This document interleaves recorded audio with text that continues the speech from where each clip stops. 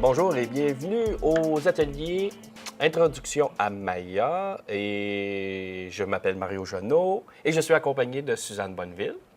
Donc, bonjour Suzanne. Bonjour Mario. Suzanne, on a des tonnes de questions qu'on va pouvoir répondre. Donc, on va faire un peu comme qu'on a fait avec le premier atelier. Donc, on va passer, en gros, on devrait passer d'une question à l'autre. Ça se peut qu'à un moment donné, chacun on réponde à deux questions qui se suivent, là. Donc, tu es toujours sur la version OS X de Macintosh. Moi, je suis sur la version Windows. Donc, on va se chercher un petit peu. Si on y allait avec la première question. Donc, c'est toi qui vas commencer. Donc, la question, c'est touche F versus la touche A. Tu sais, dans le fond... On avait parlé un peu de la touche F. Là, on a vu, ça va nous donner la chance de reviser, donc de revenir voir, mais voir un peu la différence entre la touche F et la touche A. OK. Pour ça, je vais faire un exemple. Je vais créer deux sphères. Deux sphères. Oui. Polygone. Une ici. Puis une ici. Si, admettons, j'en prends une, je le mets en mode vertex. OK. Et que je sélectionne ces 4 vertex-là, 6. Et que j'aimerais ça voir plus près. Là, je vais faire la touche F pour faire un focus sur les... Donc, ça nous fait un genre de focus sur notre objet. Sur ce qui est sélectionné. Sur ce qui est sélectionné, exact. OK.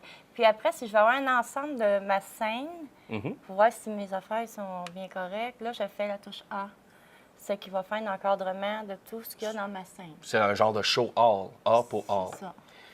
C'est bien simple, ça. Ben...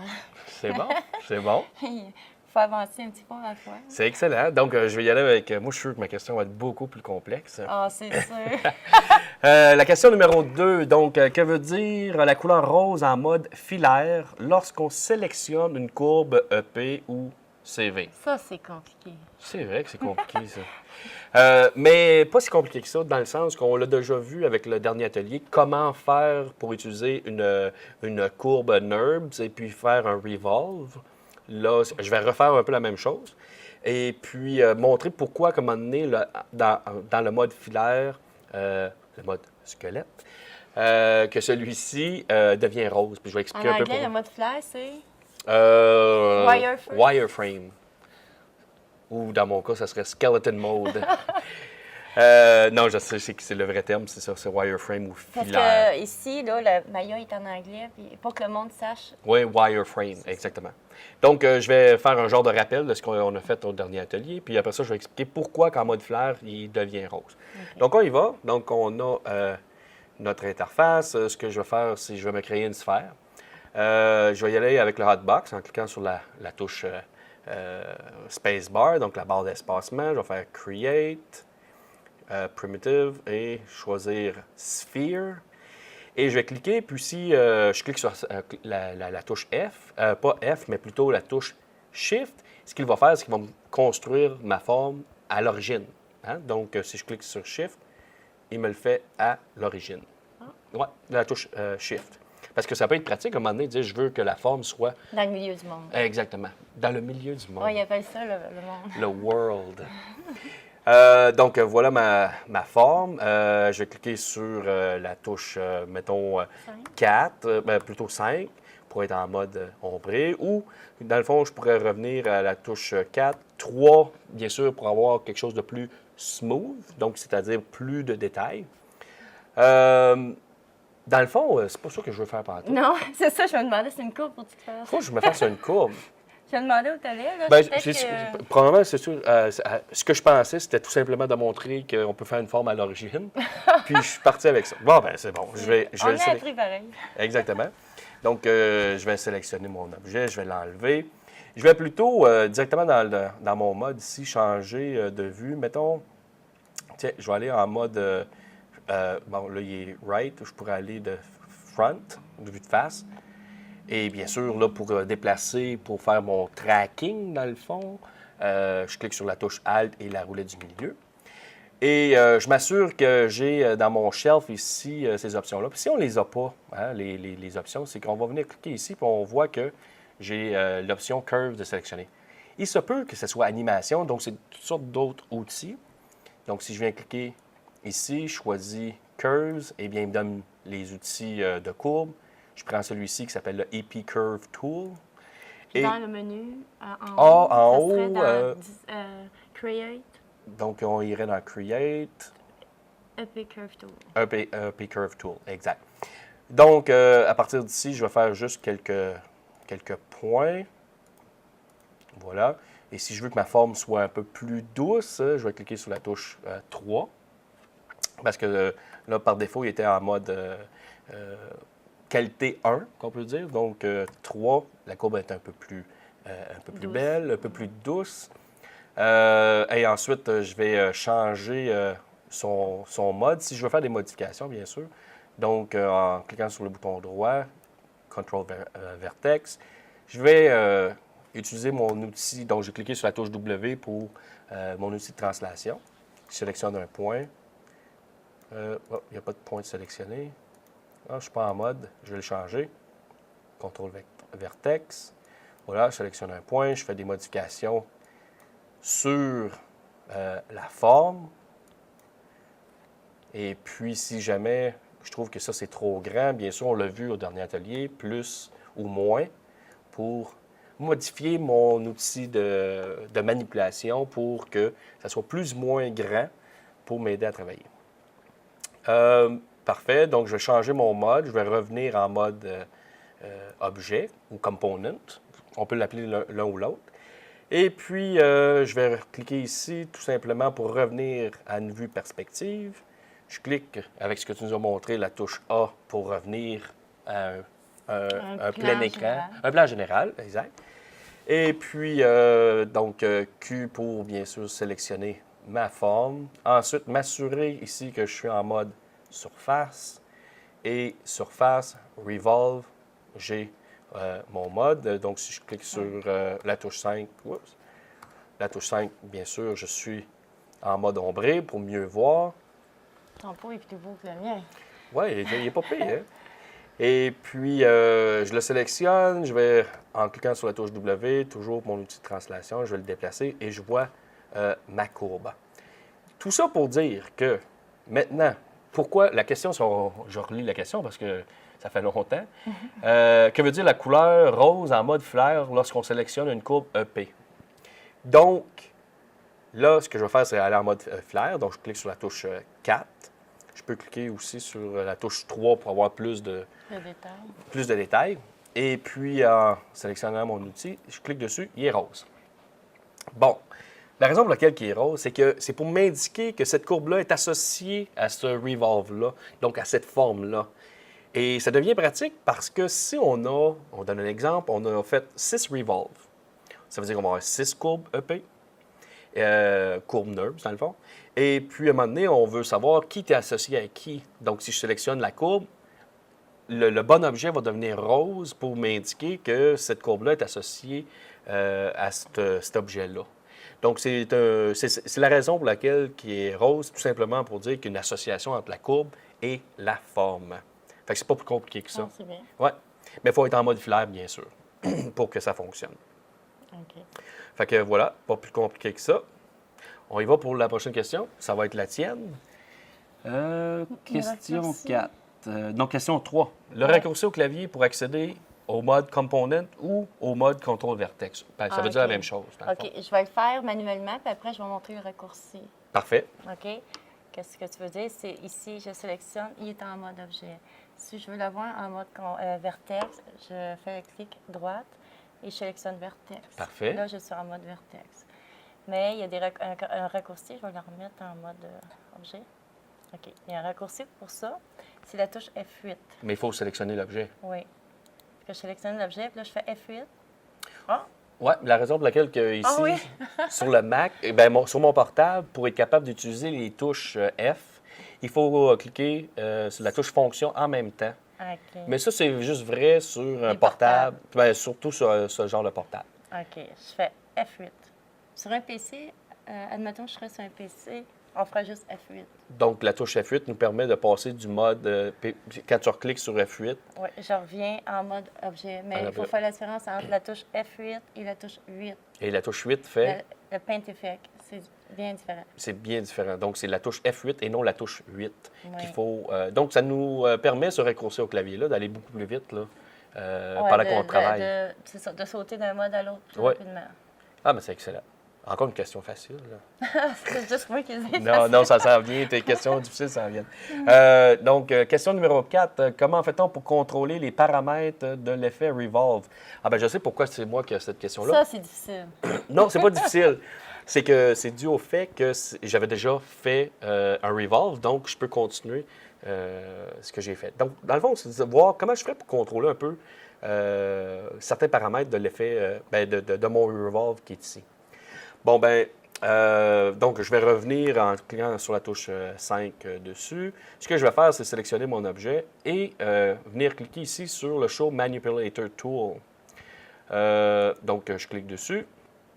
Et puis, on voit ici dans la fenêtre Channels, j'ai le Input, je clique sur Revolve et j'ai des paramètres ici, comme le Start Sweep, End Sweep. Donc, j'ai plein de choses. Et en même temps, j'ai dans ma scène, j'ai des outils ici. Donc, tu vois, j'ai un point bleu. Ça représente là, donc, le End Sweep. Donc, je peux le faire ici, ou bien je peux venir cliquer ici et puis ouvrir, dans le fond, mon objet. Donc, on voit que je contrôle un peu de la façon que le Revolve s'est appliqué. Est-ce que je peux ouvrir une parenthèse? Bien sûr. OK. On utilise ça aussi pour faire des yeux de cartoon. Là, je me rappelle. Des OK, yeux de cartoon? De cartoon. OK. On fait une sphère, on fait une autre sphère dans l'autre sens, là, OK. par-dessus. Puis avec le Start Sweep et le End Sweep, on peut leur faire ouvrir des paupières. Ah, OK. Donc, oui, c'est une bonne On idée. utilise ça. Ah, ben c'est parfait. On pourrait animer cette... Ouais. Ah, ben c'est bien. Et puis, comme on peut voir, ben je peux cliquer sur une des flèches pour monter ma forme un peu plus haut. Et puis, si je joue avec l'outil, on voit que je suis en train de déformer, dans le fond, le haut. Je peux faire la même chose avec le bas, comme ça. Dans le fond, c'est tous les paramètres. C'est tous les paramètres du Revolve comme tel, puis que je peux faire directement ici par le Input. Mais avec les paramètres Input, c'est pas toujours évident que tu sais exactement ce que tu es en train de faire. Tandis qu'ici, c'est une façon plus visuelle avec les outils de faire la forme. Donc, on voit là Tu que... vois tout de suite le résultat. Tu vois tout de suite le résultat, puis tu peux le modifier. Donc, ça peut donner des choses pas mal intéressantes, là, des formes assez intéressantes. Donc, c'est comme ça qu'on fait pour modifier les paramètres. Mais il faut absolument prendre cet outil-là. Oui, il faut absolument prendre le Manipulator Tool dans ce cas-là. Et puis après ça, venir sélectionner dans l'input le Revolve pour être capable de faire les modifications. Parce que si tu prendrais la flèche de sélection, tu n'aurais pas ce menu-là dans le channel? Non, parce que tu n'auras pas la même chose et tu ne seras pas capable de contrôler certains paramètres. Tu peux, si tu prends le scale, ça va être, mettons, ça va juste être la l'ensemble. rotation, puis, Exactement, ça va être sur l'ensemble, ça ne sera pas sur la forme comme Ouais. telle. Parce qu'on voit ici, là, je suis en train de modifier ici la base, ici le haut, et puis avec le sweep, bien sûr, c'est, dans le fond, c'est le Revolve comme tel. Donc, ça nous donne plus d'options pour contrôler notre Revolve. C'est bien. Oui, c'est un bon outil. Oui. Donc, ma question difficile est terminée. C'est ta question maintenant. Maintenant, c'est la question numéro 5. Quelles sont les touches au clavier? Oui, c'est ça. Quelles sont les touches au clavier pour sélectionner et désélectionner les CVs, donc les Control Vertex, les points Control Vertex, en mode Component ou bien en Object Mode? OK. Je vais pour ça. Non, je dis en mode objet, mais dans le fond, c'est pas en mode objet, c'est plutôt en mode Control Vertex. Control Vertex puis Component, c'est la même chose. Component, c'est objet, je pense. Oui, c'est ça, c'est objet. On va dire en mode objet, comme dans Maya maintenant. Mais c'est mieux de dire mode objet et vertex. C'est comme ça, c'est écrit dans le menu. Oui, c'est ça. Admettons que je le mets en mode vertex et que je sélectionne, je veux sélectionner ces 8 là. Mais là, il y en a un ici que j'ai sélectionné, mais je ne veux pas. Tu veux pas le Pour sélectionner? le désélectionner sans désélectionner les autres, je vais cliquer sur Max, c'est-tu contrôle? C'est ici? contrôle, oui. OK. Contrôle. Et je vais... Tu as fait un cliquer-glisser, mais on aurait même, si on était précis, on peut Même cliquer cliquer dessus. Ouais. Donc, contrôle te permet de désélectionner, mais si tu voulais en sélectionner un autre, Là, je vais cliquer sur sur Shift. sur Shift, Et là, je vais sélectionner ce Une autre que je veux. série ou même un Regardez, point. là, mon Dieu, c'est parce que je parle, tu sais, que c'est pour le tourner, c'est la pomme. Tourner. Moi, c'est Alt, c'est mon PC, là. Oui, oui, oui. T'as-tu vu? Quand Ben, j'ai sélectionné, il y en a d'autres qui se sont sélectionnés en Juste arrière. pour juste avant qu'on continue, tu as cliqué sur commande. Ce qui est intéressant, c'est que oui, c'est commande, mais tu peux toujours faire le Alt aussi. Tu vois, sur le Mac, là, tu Ah peux oui? faire les deux. Ah, bon. Commande ou Alt, c'est la même chose. OK, ce que le PC, c'est Alt. Là, je Oui. tout. Fait que tu pouvais y aller avec Alt aussi. OK. Regarde, j'ai sélectionné ces vertex-là. Puis en arrière, ça l'a sélectionné d'autres Aussi. vertex que je veux pas. Mhm. Là, c'est là que je peux faire contrôle. Mais là, je la mets dans une position pour être sûre de ne pas attraper les autres en avant. Mhm. Et là, je fais ce contrôle et je sélectionne à peu près comme ça. Je suis sûre que je les ai tout attrapés. OK. Puis pour en sélectionner d'autres, c'est ça, c'est encore chiffre. Là. Comme ça. Excellent. Et je reviens au mode. OK. En mode objet. Bon, ben c'est parfait. Ma question facile est finie. Question facile terminée. Question difficile, dans mon cas, question numéro 6. À quoi sert l'option Delete by Type Historique. History? Eh bien, la raison pour laquelle j'ai encore cette question, parce que c'est une suite à ce que j'ai fait. Dans ce cas ici. C'est que dans le fond, là, on sait très bien que si je sélectionne mon objet, ma courbe NURBS dans ce cas ici, et que je fais ton raccourci au clavier qui est la touche F8 pour revenir en mode vertex, et que je sélectionne, mettons, un point W pour mon outil de translation, puis je fais des modifications, ça a une influence, bien sûr, sur ma forme. Mais admettons que moi, je suis le modeleur, j'ai modélisé et je donne ça à quelqu'un d'autre, puis je ne veux pas qu'il fasse des modifications sur ma forme. En tout cas, pas de ce type-là. Dans le fond, je veux enlever le lien entre les deux. Donc, ce que je vais faire, c'est revenir en mode objet. Donc, encore là, le raccourci au clavier, il est sélectionné. Donc, F8. Et puis, ensuite, je vais aller dans, si je me souviens bien, c'est Edit. Edit. Oui, c'est ça. Donc, Edit, Delete by Type, History. Donc, l'as-tu fait? Je vais juste m'assurer. Je vais sélectionner celui-ci. Non, il l'a pas fait. Donc, je le Est-ce sélectionne. qu'il faut que tu sélectionnes juste ta curve ou venons les deux? Mais il semble que tu peux juste sélectionner la curve. Donc, de toute façon, on va le faire. Là. Donc, Moi, je pensais qu'il fallait que tu sélectionnes juste le là. ben, Revolve. on peut le faire. Je vais sélectionner le Revolve. Puis là, on voit ici qu'il y a toutes les options pour faire les paramètres pour faire les modifications. Et ensuite, je vais aller dans Edit, Delete by Type, History. C'est ça. Exact. Donc, c'est vrai. Mais je vais quand même faire CTRL-Z pour revenir en arrière. Je vais essayer de voir, juste sélectionner celui-ci. D'accord. Je vois le Revolve. J'ai juste la courbe de sélectionner. Et ensuite, je vais aller dans Edit, Delete by Type, History. Non. Bon, ben, tu as tout à fait raison. Donc, il faut vraiment sélectionner l'objet. Puis, on voit qu'on a tous les paramètres. Et ensuite, Edit, Delete by Type, History. Ils disparaissent. Et là, ce qui est important, c'est que si je sélectionne mon objet et ensuite ma courbe et que je m'en vais en mode vertex, donc F8, W pour mon outil de translation, je sélectionne mon point et je fais des modifications et ça n'a pas d'influence sur mon objet. Donc, je pourrais à la limite aussi l'éliminer. Donc, je le sélectionne. Il faudrait que je revienne en mode objet. Sélectionne, delete, et j'ai toujours ma forme qui n'est plus influencée par la courbe NURBS. Dans le fond, c'est ça. Il a effacé tout l'historique de ton objet. Oui, parce que les En deux même avaient temps, une la liaison. Oui, la liaison. Ma courbe et ma forme avaient une histoire d'amour. Il y avait une liaison. Et il y avait une Tu as mis histoire. fin à ça. J'ai mis fin à cette histoire d'amour entre ma courbe et Ça, ma là, forme. c'est être jaloux, hein? Tu ne vois personne ne change. Non, il n'y a personne qui le change.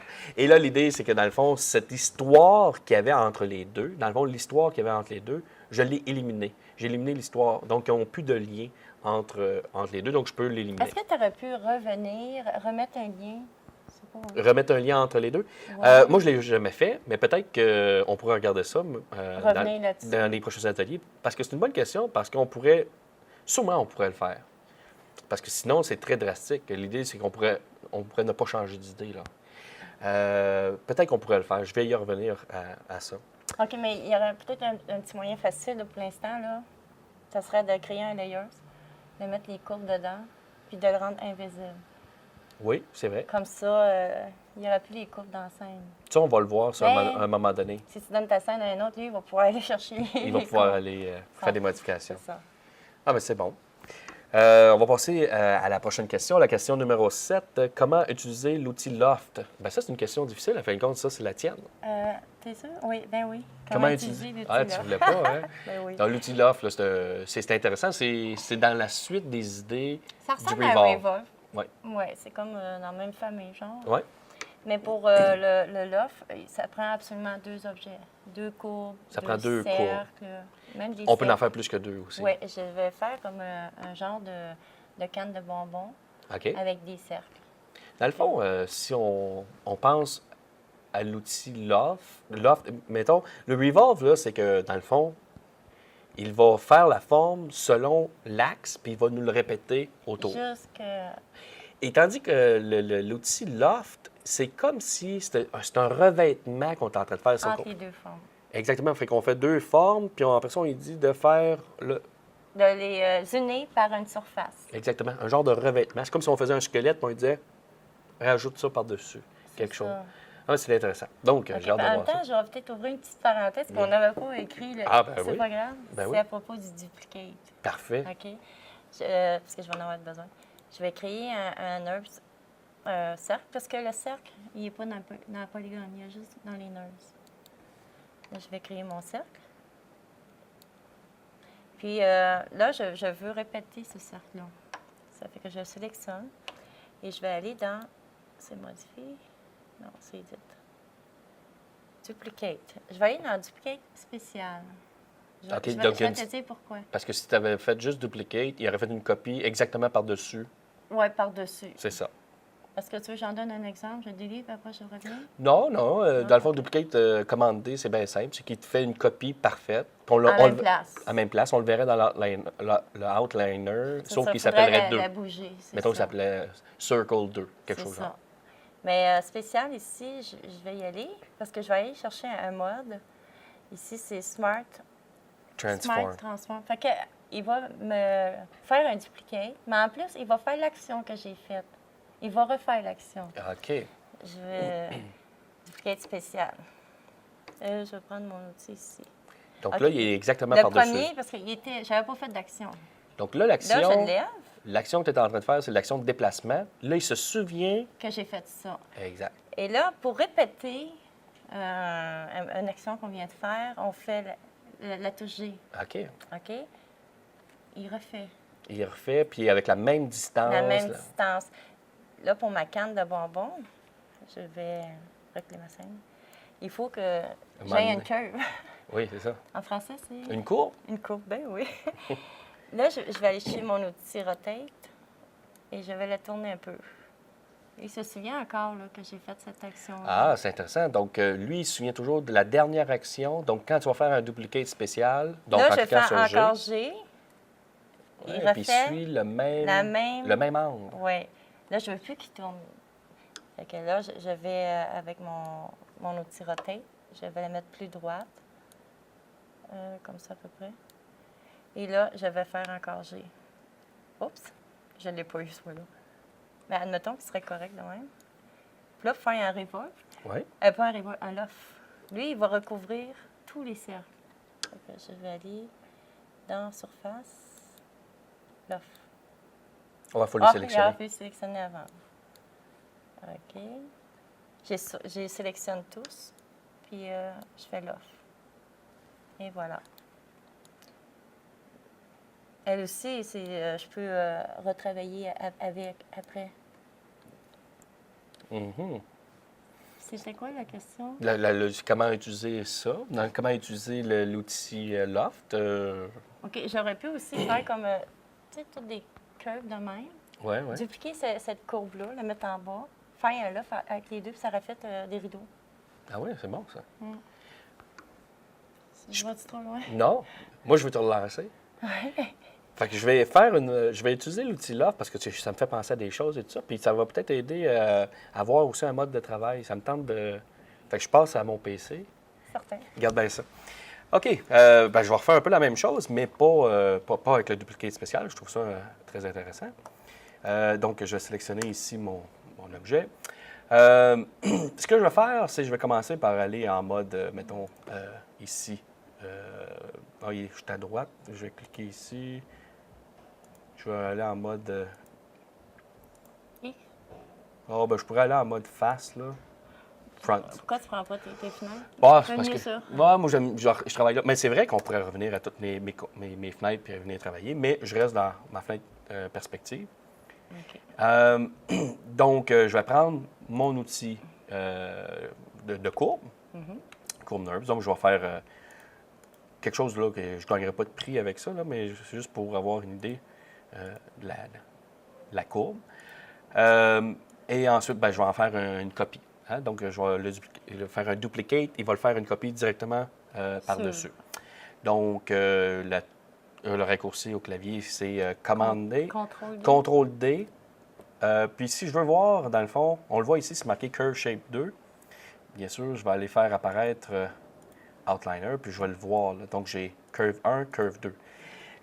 La copie que je viens de faire est exactement par-dessus. Est exactement par-dessus. Et puis, si je reviens en mode perspective, on le voit, elle est par-dessus. Mais celle qui est sélectionnée, c'est Curve 2. Donc, si je clique sur la touche W pour mon outil Translate, et je peux le déplacer, on voit que exactement pareil. Cette forme, je vais la changer. Donc, revenir en mode vertex. Donc, F8, comme tu nous as montré. Sélectionne un point, je fais une modification. OK? Donc, on voit que c'est différent. Je vais en faire une autre copie. Donc, un autre duplicate. Donc, je reviens je clique sur la touche Q pour mon outil de sélection. Je vais faire F8 pour revenir en mode objet. Ensuite, j'en ferai une copie, donc CTRL D. On voit Curve 3. W, je déplace. F8. Et je vais faire une modification quelconque. OK? Donc, voilà. Ce que je veux montrer, dans le fond, c'est que si je veux faire un revolve, un loft avec ça, l'ordre dans lequel j'ai sélectionné est important, dans mon cas. Dans ton cas, c'est que c'était tout pas mal la même forme. C'est comme linéaire. Ça veut donc dire qu'il ne fera pas nécessairement le même type de loft, dépendamment de comment j'ai sélectionné mes courbes. Si je sélectionne celui du milieu, puis après celui de gauche, puis après de droite, il part celui du milieu, ça va à gauche, ça va à droite. Ça ne donnera pas exactement le même loft. Est-ce que tu peux faire deux exemples, mettons, les dupliquer, les trois, regarde, puis faire... je vais te montrer. Dans le fond, ce que je vais faire, c'est revenir en mode objet. Je prends mon outil de sélection. Et là, j'ai celui du milieu sélectionné en premier. Donc, en cliquant sur Shift, je sélectionne le deuxième.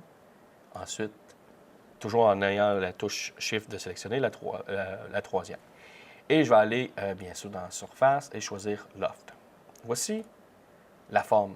On voit qu'il a commencé par le milieu, il est allé vers la gauche, après ça, vers celui de la droite. Donc, je vais faire CTRL-Z pour revenir. Et là, cette fois-ci, au lieu de commencer du milieu, je commence avec celle à gauche, mettons. Donc, toujours en cliquant sur Shift, je sélectionne. Et ensuite, Surface, Loft. Et ça ne donne pas du tout la même chose. Donc, l'ordre dans lequel on les sélectionne, elle est importante. Et si on voulait faire des modifications là-dessus, ça devient difficile. Là, c'est pas pire, on en a juste 3. Mais puisque le loft est fait, j'aurais de la difficulté un peu à faire des modifications sur mes courbes pour voir un peu ce que je fais. Donc, ce que je ferais, je reviendrai à mes modes orthographiques. Mettons, en cliquant ici à gauche, je vais juste me concentrer sur ces deux vues-là. Et celle du bas, ici, je vais changer sa vue. Donc, je vais lui demander de me donner une vue perspective aussi. Donc, j'ai 2 fois perspective, mais ici, je suis en mode filaire. Et si je m'en vais dans Show, je peux lui dire de me cacher, dans le fond, NURBS Surfaces. Donc là, en bas, j'ai plus je ne vois pas, dans le fond, mon loft. Mais il est quand même... Je ne le vois plus. Puis même, je pourrais dire, tiens, je ne veux même pas voir la grille, grid. Donc, tout ce que je vais faire comme changement ici, ça va se refléter en haut. Donc, mettons que je sélectionne la courbe dans le milieu. Je m'en vais en mode vertex, je sélectionne un point et je prends mon outil de translation, puis je fais des modifications. Donc, on le voit que ça le fait ici. Baisse les dents, on voit s'il va. Parce que là, tu l'as juste tassé, on ne voit pas une grande différence. Mais OK. si je mets, tu le baisses. Donc, on voit. Ah, là, on voit mieux. Donc, on voit que c'est une façon, c'est un petit truc là, de travail pour faire en sorte que tu peux continuer à faire des modifications sur tes courbes et visualiser ce que tu es en train de faire dans l'autre fenêtre. Parce qu'à un moment donné, si tu as des courbes très complexes rapprochées ensemble, puis que tu as fait un loft, comment faire pour aller faire les modifications? Donc, ça peut être difficile. Donc, voilà, c'était pas pour te le lancer, mais c'était juste pour montrer certaines... J'aurais d'autres choses à dire, mais je vais attendre parce que c'est trop... C'est trop avancé? Oui, c'est trop avancé. Bien, c'est parfait. On va passer à la prochaine question. C'est la question Ça, c'était numéro toi. 8, c'est la mienne. Comment faire des recherches dans la fenêtre Outliner? Faire des recherches. C'est une question facile. J'ai ma fenêtre Outliner. Là, j'ai pas beaucoup d'objets, hein? Mais on voit ici, dans le champ qu'il y a ici, si j'écris, mettons, que je veux juste qu'il m'affiche les éléments qui commencent par la lettre C. Je fais C et je fais étoile, je fais Enter, puis il me garde juste les C. Mais ça peut devenir beaucoup plus complexe que ça. Dans le sens qu'on pourrait avoir beaucoup d'objets, et puis à un moment donné, on se dit, OK, juste tout ce qui commence par STR ou CUR.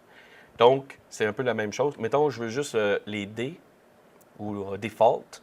Je pourrais faire... Oups. Donc, je m'en vais dans le champ, DEF, je fais étoile. L'étoile, ça veut dire, c'est un genre de... C'est une carte frimée. Hein? Donc, C'est ça. c'est- Tout ce qui suit... tout ce qui suit, c'est pas important. Donc, l'idée ici, il va me garder juste qu'est-ce qui commence par DEF. Donc, c'est une façon de faire des recherches. Oui, parce qu'il y a des fois, dans les scènes, on peut avoir 100 éléments. Exactement. Puis on va se retrouver là-dedans, puis on dit affiche-moi juste ce qui commence par la lettre A ou. C'est pour ça que c'est bien de toujours renommer nos objets. Exactement. Donc, c'est la façon bien simple de faire des recherches dans la fenêtre Outliner. Prochaine question, question numéro 9. Comment créer une animation simple? Une animation simple. Je vais détruire ça. Simple. Est-ce que tu veux que je le fasse avec les S? Oui. Oui. Dans le fond, ce qu'on devrait voir, là, c'est. Parce qu'on a déjà vu. On a vu une animation. DVD, j'avais fait une petite animation simple. Là, puis j'avais montré qu'on mettait des keys selected dans le channel box. Fait que c'est dans le fond, tu as montré comment faire des images clés à partir du channel box. Dans ce cas ici, on va le faire avec un raccourci au clavier. C'est ça. Je vais créer une sphère. Toujours les sphères, hein? Pourquoi qu'elle ne se crée pas? Parce que je pense que tu cliquais sur une touche en même temps. Donc, il faudra que tu recommences. Je recommence. Ah, les Macs. Non, je l'ai. Sphère. Bon. Je clique pas. C'est Alt. Non, Alt, c'est pour me placer. Pourquoi qu'il ne veut pas? Je sais pas, il doit y avoir une touche qui a été cliquée, je sais pas. Attends. Tu me permets d'essayer? Mais Je vais essayer, voir. Tout d'un coup, je serai plus chanceux. Ben, c'est ton ordi, ça se fait que tu écoutes plus. Exactement. Donc, ce que je vais Create. faire... oui, pourquoi que j'ai cet outil-là? C'est quoi cet outil-là? C'est ça, c'est pour la créer sur la grille. L'attacher sur la grille, mais... OK, donc... OK. Ben, OK. Je pense que tu vas l'avoir, là. Non, fais-le, ouais. OK, donc create. Tu voulais une polygone ou un Ouais, arc? polygone. Polygone. Tu voulais une sphère? Ouais. C'est bon. Et puis... Ben, c'est ça. il est comme barré, hein? Oui, il est comme... c'est pas moi! Non, exactement. Donc, tiens, nouvelle scène, on va y aller avec ça. Si j'y vais, nouvelle scène, polygone, primitive, sphere, je clique, je glisse. Bon, Il y avait quelque chose là qui le faisait bugger. Je sais pas c'est quoi.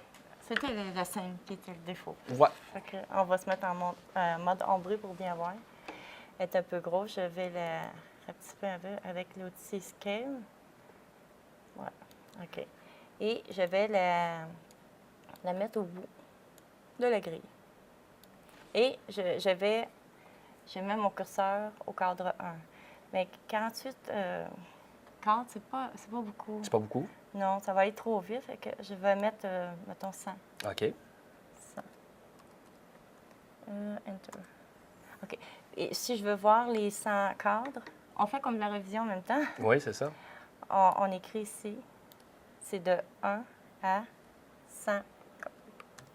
Dans le fond, On va Le premier champ qu'on visionner toutes les Le premier les champ cordes. qu'on voit ici, là, c'est le champ pour le range slider. Et le deuxième champ, c'est pour le time slider. Donc, C'est le time ça. slider, c'est la durée de notre animation. Ouais. Et le range slider, c'est ce qu'on voit dans le temps. Oui. c'est Exactement. ça. Là, en ce moment, tu as mis les deux à 100, comme ça, on voit. Je vois tous mes freins. Exact. Puis je me suis mis au cadre 1. Parfait. Ma sphère est là et je vais faire la touche S. En cliquant sur la touche S, ça va nous faire quoi? C'est, comme tu vois dans le channel box, c'est devenu orange. Ça nous a mis des clés, Des images clés. des images clés sur toutes Toutes les propriétés. les propriétés. Donc, c'est comme si on avait fait un keyframe à cet endroit-là pour toutes les propriétés. C'est ça. Et je vais, admettons, Mais il faut déplacer la tête de lecture avant. oui, c'est vrai. C'est ça que je fais. Je vais la mettre à 95. Et je vais emmener ma sphère au bout. Et je vais refaire Clic. la touche S. La touche S. Ce qui a mis une autre image clé. Une autre image clé. Et puis, si on faisait jouer l'animation, Ici, et je clique ici. C'est pour OK. revenir au début. mhm, Et que je fais play. Il va aller il va se rendre là au frame 95. puis on voit que lorsque tu as cliqué sur la touche S, et il nous a fait, oui, bien sûr, une image clé, puis il y a une petite ligne ligne rouge. verticale rouge. Pour nous montrer qu'il y a une image clé à cet endroit-là. Exact. Et puis, si jamais, là, ça, c'est sur le Mac, ce qui était intéressant, on peut faire la même chose sur le PC. Tu vois la ligne rouge ici, là? Si tu veux montrer, tu peux cliquer sur la touche Commande, Alt et plus. Tu sais, on peut Je ne agrandir. savais pas ça. Ouais, sur le Mac. Ça, c'est bien. C'est C'est bien, quand on a beaucoup de... Donc, juste pour Ah oui, visionner. là. comment? Donc, sur mon Mac, je l'ai préparé pour que tu puisses faire ça en cliquant sur la touche Commande et Alt OK. et le plus ou moins. Tu peux zoomer dans ton écran. C'est toi qui l'as préparé? Ou Ben, c'est dans le ça système. fait- Ça fait Ah partie. oui? C'est dans le système, puis il faut que tu l'actives. Je Ah, suppose ok. qu'on peut faire ça dans Windows. Je sais pas comment le faire, mais je suppose qu'on peut C'est le faire. bon. Après, je vais rajouter deux autres lignes. OK? Mais Je vais me placer. pourrais-tu nous montrer comment fonctionne l'auto-keyframing? Parce que là, il faut que tu cliques oui. sur la touche S. Hein? Oui. Donc, OK. Là, c'est moi, il l'auto-keyframing, faut qu'ils mettent les images clés, mais là, on va le faire sur l'auto-keyframing. Est-ce qu'il faut que je place ma sphère à la place? Puis moi, je n'ai pas... non, tu cliques sur l'auto-keyframing, puis à chaque OK. fois que tu vas faire des modifications, quand tu vas placer ta taille de lecture, clique dessus. OK. Je dois cliquer sur la petite clé ici. Quand elle est rouge, on est sur l'auto-keyframing. Ça veut dire que lui va faire une image clé, comme le S qu'on vient de faire, À chaque à chaque mouvement, fois qu'on va faire une modification dans le temps. Un exemple, c'est si tu t'en vas au frame, il faut placer notre curseur au frame avant. au cadre, ouais, OK. et ensuite tu fais une modification. Mettons que OK, tu l'envoies je vers la- le haut. Oui. Tu n'as pas eu besoin, dans ce cas-ci, de faire un keyframe parce que tu étais en mode auto-keyframing. Et puis celui-ci a fait un keyframe Image automatique. clé, OK. Si, admettons, je me mets au cadre 60 et que là, je baisse, il m'a mis une autre image clé. Donc, il fait une image clé pour toutes les propriétés dans le Ouais, channel. ça, c'est sur auto-keyframing. Tu n'as pas à faire la touche S pour... C'est bon. OK. Donc, si on le faisait jouer, là, OK, je vais le mettre au début. Et... Wow! wow! Ce qui est important aussi, je pense, ici, c'est... là, en ce moment, il nous joue l'animation le plus vite qu'il est capable. Ça- Un frame à la seconde, c'est ça qui était dans les préférences? Ah, peut-être qu'il faudrait voir, mais par défaut, Maya va nous jouer l'animation le plus vite qu'il est capable. Ça ne veut pas dire que c'est la réalité. Hein? Ça serait dans les préférences. Si on cliquait dans les- Oui. Je vais arrêter ça un peu. Si on OK. clique là, Ici. oui. On va le voir dans Timeline. Ici, il joue un frame. Ça donne pas il la... joue tous les frames. Il joue tous les c'est frames, mais ça ne veut pas dire que ça donne la réalité. Donc, dans ce cas-ci, ça se peut que ça soit plus lent. Fait que si on mettait real time, À 24 frames secondes. 24 frames secondes, là, il On va va nous... voir la différence. On Ouais. va save. Il faut garder les nouveaux paramètres. Et c'est beaucoup plus lent. Oui. Et puis, si on retournait, puis on lui disait de le jouer le plus vite qu'il est capable, donc si on l'arrête, puis on retourne dans les préférences. OK. Play... Twice 48? Ouais, c'est ça. On va essayer ça, ouais. OK. Ça va être rapide, là. J'imagine. ben, c'est plus rapide que tantôt. Hein? Ouais. Donc, c'est important c'est important, ça, d'aller jouer un peu dans les préférences si on veut avoir une vraie, une bonne idée de notre animation. Donc, le play every frame, ça se peut qu'il soit très rapide ou très lent, dépendamment de la complexité de notre scène. Mais ça ne nous donne pas la réalité. Le seul qui nous donne vraiment la réalité, c'est bien sûr le real, Le real time, real 24, time. Exactement. 24 secondes. Mais play every frame, ça va te montrer, par exemple, tous les cadres. Tu sais, ça ne sautera pas rien. Il ne sautera pas. Tu vas pouvoir voir exactement si ton animation, si elle est correcte, comme tu veux. Si elle est correcte, mais tu n'auras pas la réalité de la vitesse. Non. Exact. C'est ça. C'est bon. Là, je l'ai remis à play every frame. Si tu nous montrais comment on ferait pour déplacer un keyframe, mettons, une image clé, parce que, mettons, tu en as mis un au cadre quoi, là? 44. À peu près, 44. Mettons que ce ne serait pas 44, j'aimerais ça qu'il soit à 35. Oui, ils sont trop rapprochés, le 45 puis 60. Si on voulait juste déplacer celui qui est à 44. OK. Je vais cliquer dans mon timeline, barre de temps, et je vais faire Shift. Tu cliques sur Shift et tu cliques, tu glisses. Je glisse. Ça devient rouge. OK. Avec les deux flèches du milieu, je peux le changer de place. OK. C'est ça. Ça, c'est pour le changer d'entre... Admettons, je vais le mettre à 40. Puis, lui, je vais faire la même chose, Shift. Et je vais le mettre, admettons, à 115. Parfait. Là, je fais rejouer mon animation pour voir ce que ça donne. Donc, c'est la façon de déplacer les images clés. C'est ça. Mais admettons que là, je trouve, non, c'était pas bon. Il était plus beau quand ils étaient rapprochés ensemble. Ça fait que là, je vais cliquer avec le Shift et je vais prendre les deux clés Oui. que je veux rapprocher. Et avec les petites flèches sur les côtés, je vais les tasser comme ça ils se rapprochent une de l'autre. Et après, je peux les mettre à l'endroit que je veux. Puis, je reviens au début, je regarde mon animation. Oups, c'était plus beau tout à l'heure. Fait qu'on va C'est bon, ça.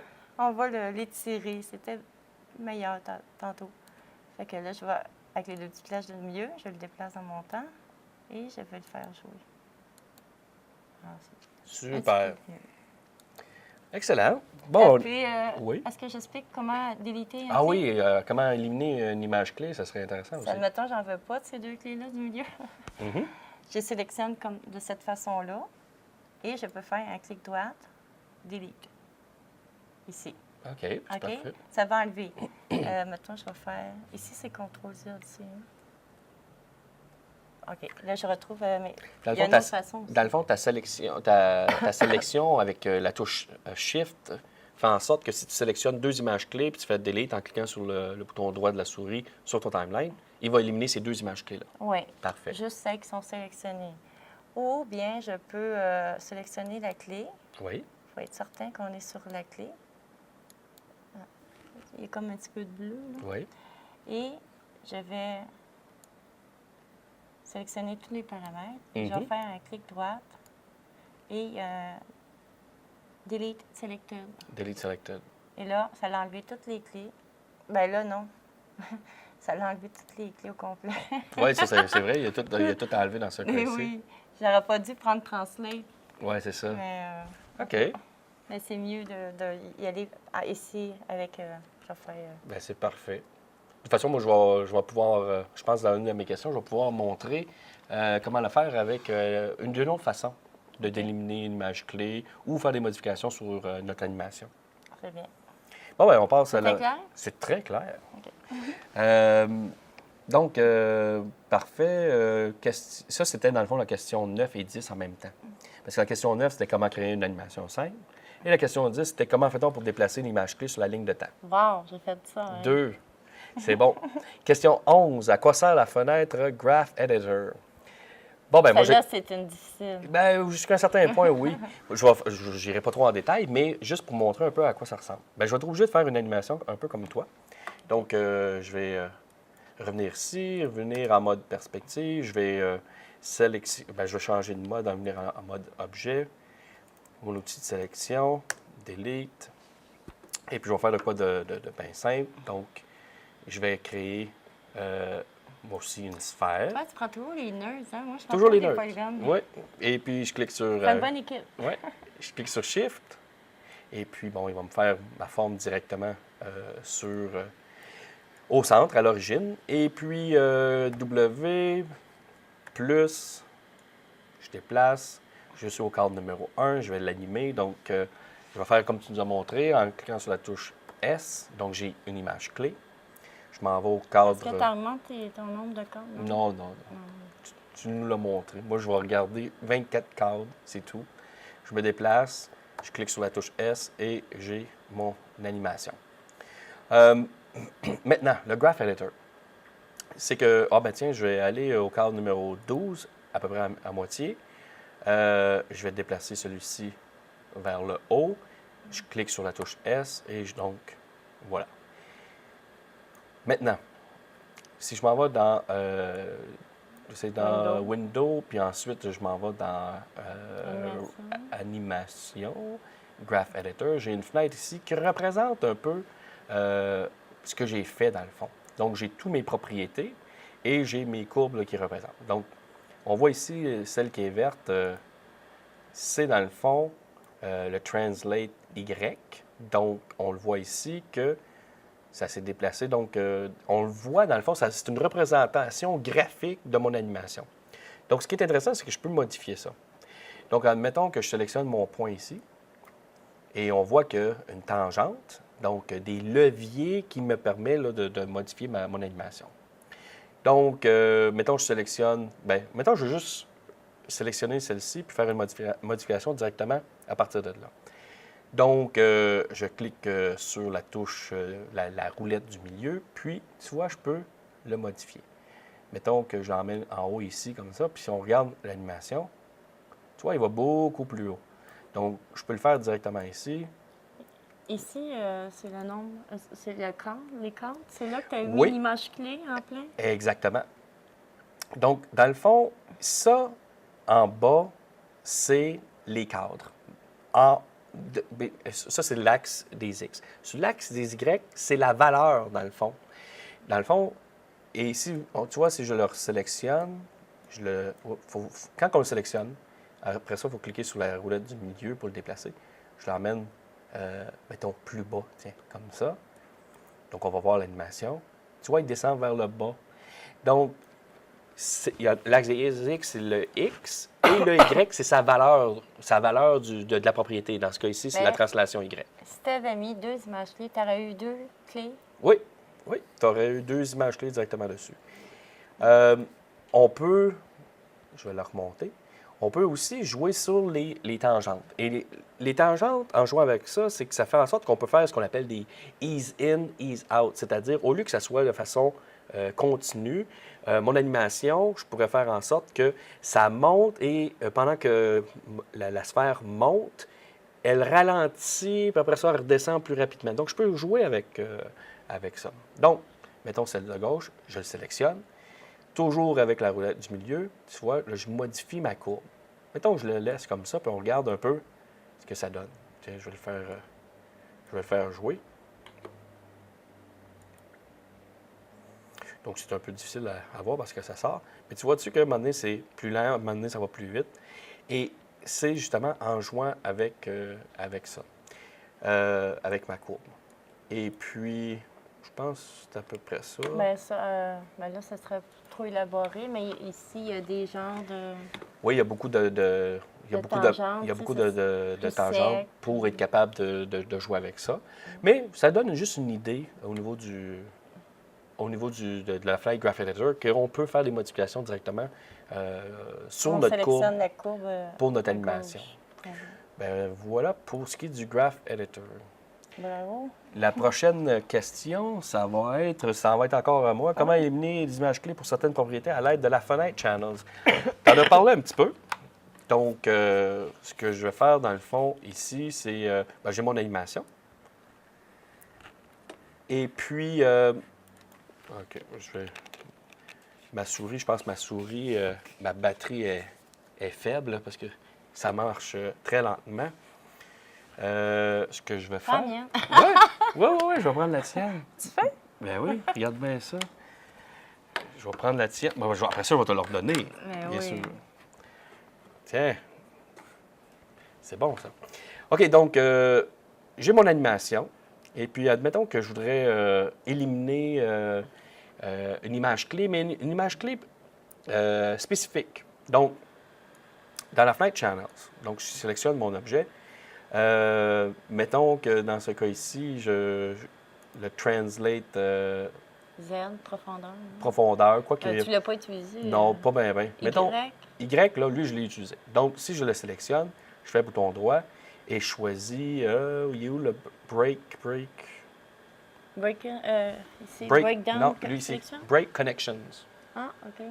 Donc, en sélectionnant Break Connections, maintenant, tu vois, j'ai encore mon animation, mais j'ai plus l'image clé qui était donnée à mon Y. OK. Donc, on peut le voir même que celui-ci est blanc, donc il n'y a plus d'image clé. Donc, j'ai éliminé un keyframe spécifique à une propriété, au lieu de toutes les désélectionner comme tu as fait. Là. OK, ici. Toi, tu les as toutes enlevées. Ouais. Non, mais répète-le. Ouais. Parce qu'il y en a deux breakdowns, hein? Faire la différence. Clic droit, là. Donc, si je sélectionne une propriété, mettons Z. Ouais. Là, il y a Donc- breakdown selected, puis break connection. Ouais, ben breakdown, faudrait. C'est autre chose. C'est autre chose. Il va falloir que je revienne avec ça. C'est ça. Dans le fond, C'est break connection. juste break connection pour être capable de briser une image clé, connexion. la connexion de cette propriété-là avec l'animation. OK. Fait que c'est pas plus compliqué que ça. Et la dernière question, c'est la tienne. Je vais te donner ta souris. Voilà. La dernière question, c'est comment utiliser la fenêtre Hypershade. Hypershade. La fenêtre Hypershade, là, c'est là qu'on applique, dans le fond, des textures. Hein? Oui. On va faire de quoi de simple? C'est ça. Simple. Très Simple, simple. parce C'est qu'on- juste pour expliquer, comment je pourrais dire, comme qu'on a fait l'interface de l'iPad. Oui, comme on a fait. Attends, ça va être dans Windows qu'on peut retrouver la fenêtre. Rendering Editor, Oui, Hypershade. parfait. OK. Il réfléchit. Voilà. OK. Je vais la mettre en gros, c'est ici, Oui. les Mac? Ouais. Ah, OK.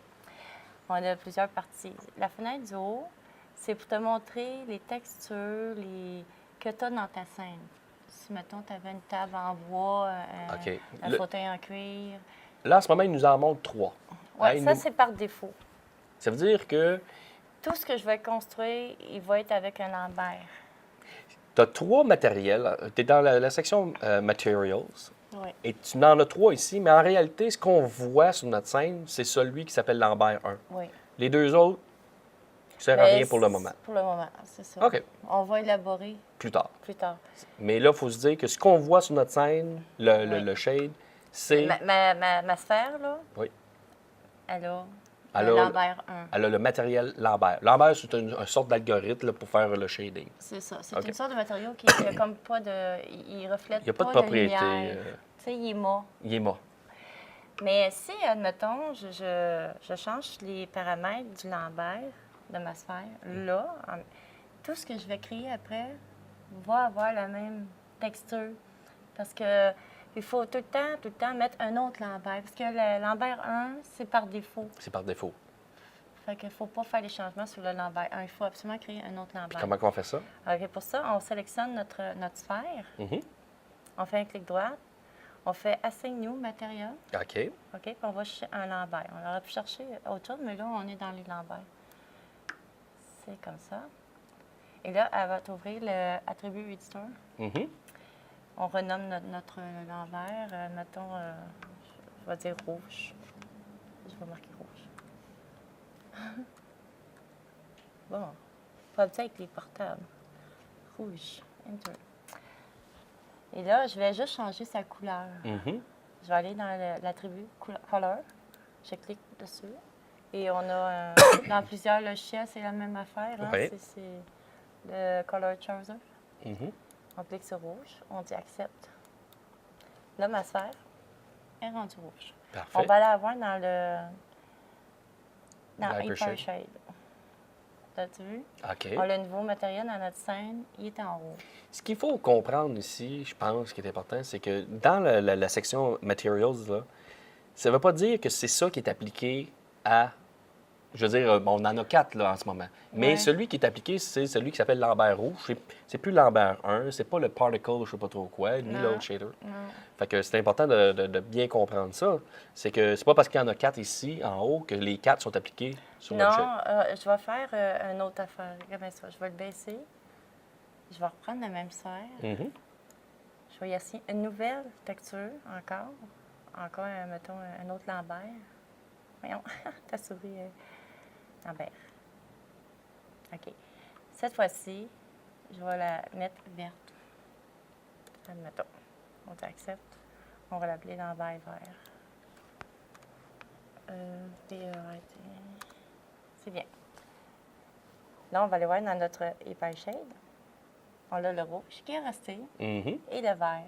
Fait que le rouge n'a pas disparu parce que j'ai assigné une nouvelle. Fait que c'est comme... il a gardé les deux. Parfait. Mais si je veux... Mettons, je veux juste la rapetisser, la fenêtre. Comment je fais dans la main? Ah, ben tu recliques sur le même plus. Ah, OK. Puis, là, les verbes, je dis, ah non, j'avais mis rouge. Ça fait que je vais aller dans cette fenêtre-là. Je vais sélectionner le rouge. Et avec Shift, je vais sélectionner... Bien, absolument, c'est le contraire. Tu sélectionnes ta sphère avant, tu fais Shift, et tu vas sélectionner le matériel que tu veux. Et avec le clic droit... C'est-tu le clic droit?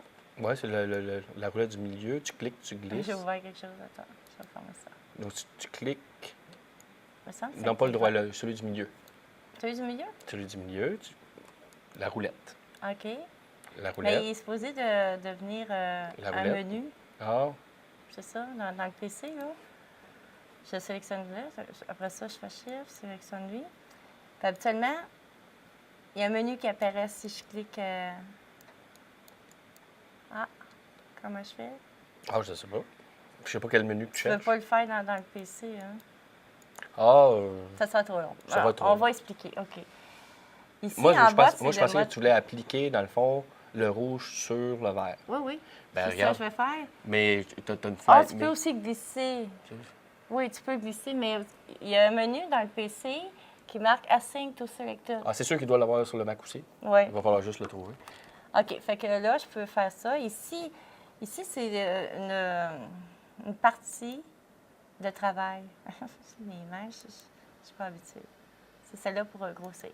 OK. Ici, c'est l'espace de travail. OK. OK. Là, je ne sais pas si je vais pouvoir avec Mac. Ça doit bien. Oui. T'as-tu vu Async Material to Selection que je cherchais tantôt? Ah, c'est là que tu le cherchais. Oui. Là, le graphe Word, Mhm. lui, je vais le tasser. Voyons. Je vais le ouvert. Voyons. C'est ma Qu'est-ce que ça souris? essaie de faire? Rapetisser. Non, mais c'est. OK, c'est OK. bon. Habituellement, c'est... quand on est ici, dans mon PC, Oui. il rouvre deux fenêtres, le 2D place. Tu sais, ici, il l'ouvre pas. Je sais Ah, mais pas on va pourquoi. pouvoir y revenir. C'est peut-être On va qu'il voir. manque d'espace ou je sais pas trop. Là. Je sais pas. Pourquoi je travaille pas sur le PC? Ah! La prochaine fois, on OK. fera ça, tu iras sur le Windows. Ici, il y a les surfaces. C'est comme ici, le Lambert, on a choisi. Mhm. Mais il y aura le blend. Lui, c'est... Je vais plus les détailler dans un autre. Oui, oui, il cours, ne parce que faut ça pas serait trop passer à long. travers tout ça. OK. là. Ici, c'est les textures 2D. On va y en appliquer une. Admettons, ma sphère, je reclique ici. OK. Je vais lui placer un checker. OK. Je sélectionne ma chose. Mais là, il faut que je crée le checker. Hein? C'est ça. Mais tu aurais pu, avec la roulette du milieu, cliquer, glisser, déposer dessus, sans même sélectionner la sphère. Oui, mais là, on la voit pas parce qu'on n'est pas en mode... on n'était pas en mode texture. Et sur quelle touche tu as cliqué pour être en mode texture? C'est le 6. La touche 6. Si on est en 5, on ne voit pas les textures. Ça nous permet, un checker de même, de voir si notre texture, elle est bien appliquée. Tu sais, les carrés sont pas mal bien... Mhm. Mais c'est tellement plus... Ici, on a les textures, comme mon chose, mais j'aurais pu mettre une texture de bois ou... OK. Ici, on a les lumières, mais là, On j'en n'en a ai pas dans ce créé. cas-ci. Les caméras aussi. Ici, on en a. Ici, perspective, front, tout ça. En tout cas, il y en a beaucoup, les shading group. Ici, c'est les Lambert. L'initial, c'est qu'est-ce qui est par défaut. Bien que ça, c'est une autre affaire, mais là, c'est ça, c'est très... Non, dans le fond, c'était juste de voir un peu... Il y a les 3D textures aussi, puis les autres, c'est en 3D. Comme le checker, c'est uni. 3D, ça creuse, il y a de la profondeur, du volume qu'on pourrait lui appliquer. Il y a aussi... il y en a... Non, il y en a plusieurs. Dans le fond, la fenêtre Hypershade, c'était juste pour démontrer que c'est dans cette fenêtre-là qu'on va pouvoir y appliquer des textures. J'imagine aussi, bien sûr, qu'on va pouvoir n'importer des textures de Photoshop. On va dans File ici. OK. Ça va nous ouvrir une fenêtre. Et là, on va aller chercher la texture dans notre dossier ressources. Là, je ne sais pas où est-ce qu'elle est, la fenêtre. Ah, elle est ici. On clique sur le petit dossier ici. Puis, on va chercher une image Photoshop pour faire nos propres textures, maintenant. Puis ici, on peut travailler juste avec... Ah, il était là. Qu'est-ce que j'essayais de faire tantôt, de l'ouvrir? OK. Pour aller changer les paramètres de ces choses-là, on a juste à double-cliquer, puis elles vont s'ouvrir dans le Attribute Editor. OK. Et là, on va pouvoir changer les paramètres. Mettons qu'on voudrait avoir comme c'est un Repeat UV, là. On va avoir plus de carrés sur notre texture, peut-être plus de carrés noirs, peut-être changer ses dimensions. C'est ça, on peut changer Exactement. les paramètres de cette façon-là en double-cliquant. Ici, c'est... OK. Ici, on voit les deux fenêtres. Parce que là, c'est la version 8, puis j'ai l'impression qu'ils ont rajouté des choses. OK? Ici, c'est pour avoir les deux fenêtres. Celui des matériaux avec la fenêtre travail. Celui-là, ici, c'est juste la fenêtre travail. Celui-là, c'est juste les matériaux. OK. Mais il y aurait beaucoup à dire sur cette fenêtre-là, mais ce que je te promets, c'est que le prochain atelier, on va aller plus en profondeur, puis je vais te laisser aller plus en profondeur avec l'Hypershade. Ça va être comme une deuxième question. Ça va être comment utiliser Hypershade de façon intermédiaire. Là, c'était vraiment juste... pas tout de suite. Là. On va attendre quelques DVD. C'est bon, mais on va pouvoir y revenir là, pour voir un peu comment ça fonctionne, appliquer des textures. On pourrait peut-être même aussi, bien sûr, créer une texture dans Photoshop et l'appliquer pour voir un peu ce que ça donne. Oui. Puis c'est parce que c'est ça. Avec les polygones, il faut déplier les UV. C'est un peu plus complexe. C'est parfait. On va garder ça pour un autre atelier. Bien, c'est tout. C'est donc, déjà fini. C'est déjà fini. On a répondu à nos 13 questions. Donc, je te remercie beaucoup, Suzanne. Et à vous tous, je vous dis merci et à la prochaine.